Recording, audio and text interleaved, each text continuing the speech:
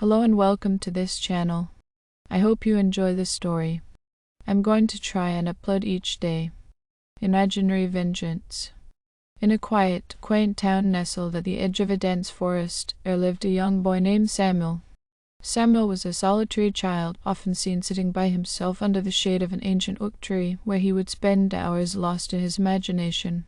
His parents, worried about his lack of friends, were relieved when he began talking about his newfound companion, a friend named Alex.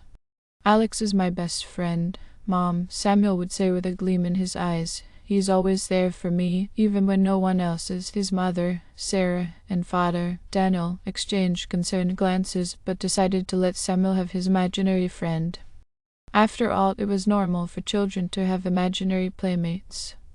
But as time passed, Samuel's relationship with Alex took a strange turn. The once cheerful boy became sullen and withdrawn.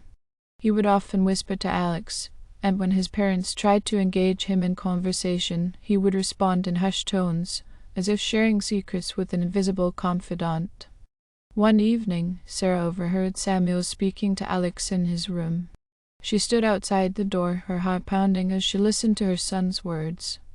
"They must pay for what they did, Alex," Samuel whispered with a chilling determination. "I want them to feel the pain we felt." Sarah rushed into the room, alarmed by her son's words. "Samuel, who are you talking to?" "There's no one here." Samuel looked at her with cold, distant eyes. "Alex is here, Mom. He's always here." Disturbed by Samuel's growing obsession with Alex, Sarah and Daniel decided to seek help. They consulted a child psychologist, Dr. Alina Gray, who met with Samuel to assess the situation. In the dimly lit room of Dr. Gray's office, Samuel spoke candidly about Alex. "He's not just imaginary, Dr. Gray. He's real. He's the spirit of someone who was wronged a long time ago." Dr. Gray exchanged a worried glance with Samuel's parents, but continued her questioning. "Samuel, who is Alex seeking vengeance against?" Samuel's gaze turned distant, and he began recounting a chilling tale.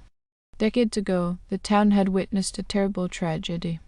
A group of children had played a cruel prank on a boy named Alex, pushing him into the forest on a stormy night and leaving him there to fend for himself. Alex had never returned, and his disappearance remained a haunting mystery. As Samuel narrated the story, his voice seemed to change, as if he were channeling someone else. They laughed as he begged for help, but no one came to his rescue. "Now it's my turn to make them pay." Dr. Gray, visibly shaken, tried to reason with Samuel.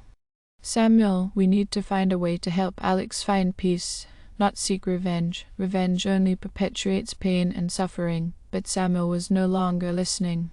His eyes glowed with an eerie intensity, and he muttered incantations that sent shivers down Dr. Gray's spine. Over the following weeks, the town descended into chaos as a series of inexplicable accidents and misfortunes befell the descendants of those who had wronged Alex. Houses burned, crops failed, and families were torn apart by unseen forces. Samuel, now a vessel for Alex's malevolent spirit, became an instrument of vengeance, unable to break free from the vengeful entity that had taken control of his soul. As the town grappled with the horrors unleashed by imaginary vengeance, the only hope lay in uncovering the truth behind the long-forgotten tragedy and finding a way to lay Alex's restless spirit to rest before it consumed everything in its path. But the clock was ticking, and the town's fate hung in the balance, trapped in a chilling tale of vengeance that transcended the boundaries of imagination and reality. The town's desperate quest for answers led them to the dusty archives of the local library, where aging documents and yellowed newspaper clippings hinted at the dark secrets of the past. The once legendary tale of Alex's disappearance began to take shape, revealing a heart-wrenching story of betrayal and cruelty that had been concealed for generations. As the townspeople delved deeper into the history of the tragedy, they uncovered the names of the children responsible for Alex's torment.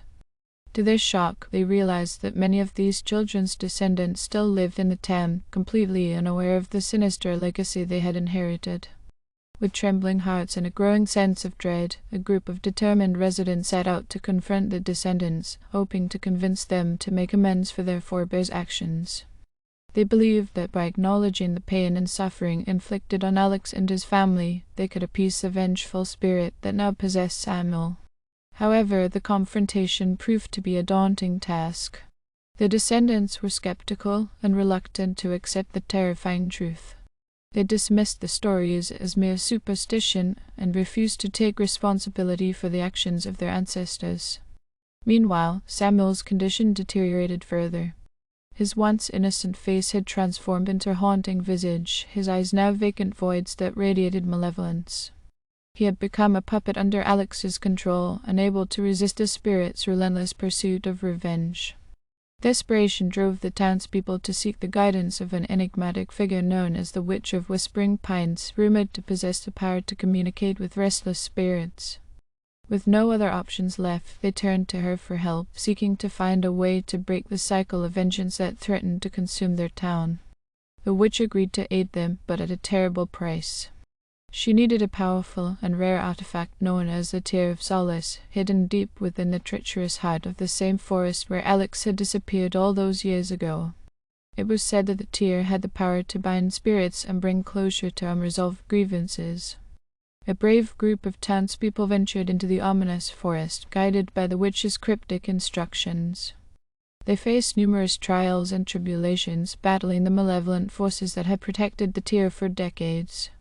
It was a harrowing journey, filled with eerie encounters and supernatural phenomena.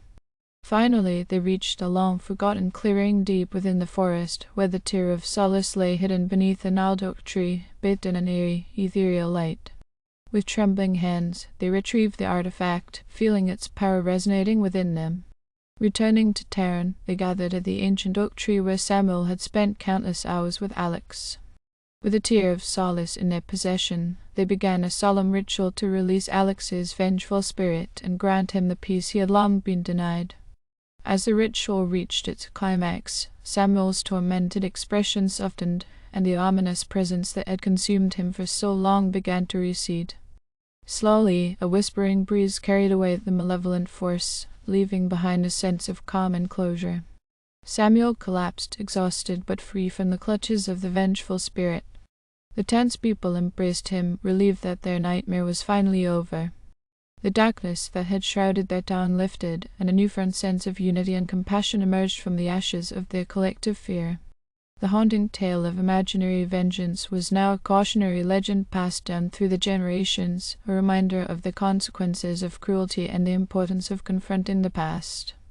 The Tear of Solace remained hidden in the heart of the forest, a symbol of hope and redemption, waiting to be called upon should the town ever face the specter of vengeance again. Thank you for listening. I hope you enjoyed the story. Don't forget to like and subscribe. Thank you.